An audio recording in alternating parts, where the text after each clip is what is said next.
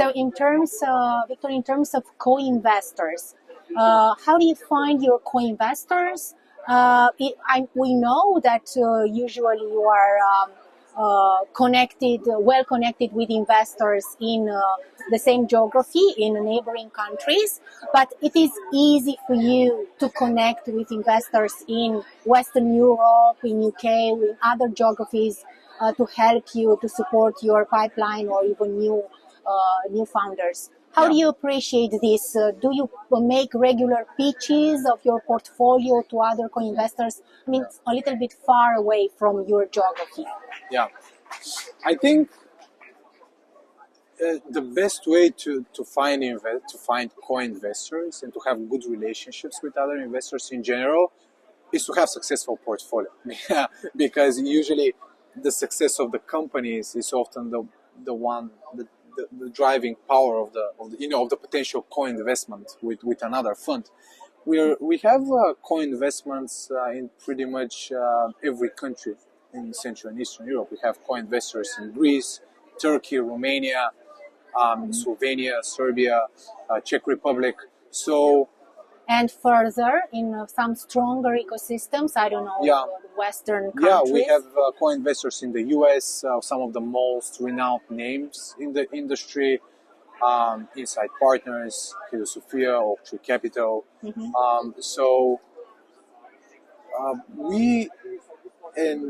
way that we establish this co-investor relationship with those really renowned funds is, like I said, it was the main driver was obviously finding at a very early stage a unique company that we invested in, and it was the bridge between the two funds, or actually I would say the co-investors that we actually work with.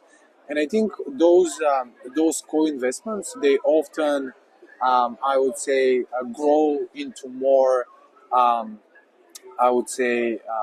into kind of stronger relationships over time, because when you have something in common, like co-investment, like a company, it allows you to build the partnerships for future deals. We have seen this quite a few times. I think the best way to find co-investors is to find obviously the right company in which you would find a common thesis and a common goal. And obviously there's also multiple, obviously that's on one end. On the other end, there's like multiple networking events that are happening in the area that are developing quite well, where you can kind of find the right people, those people, and based on research, based on references, based on other sources of data, you can start building the relationship before you find the company that you would both both funds would end up investing in.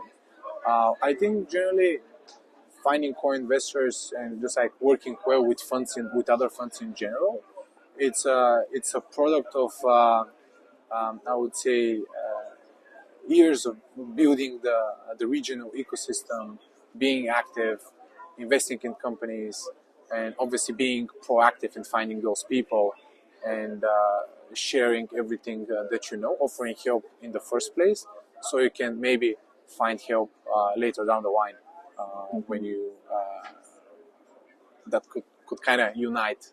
Yes, pretty much the whole thing. I understand.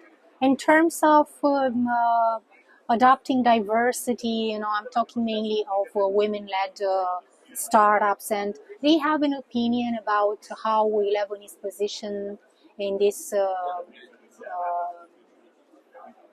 fact, and if you've seen some improvements in this area. 11's portfolio, we have more than 35% of our companies in our latest fund have a female co-founder, and we have I think 15% are female-only teams. So, or have a female CEO. So we think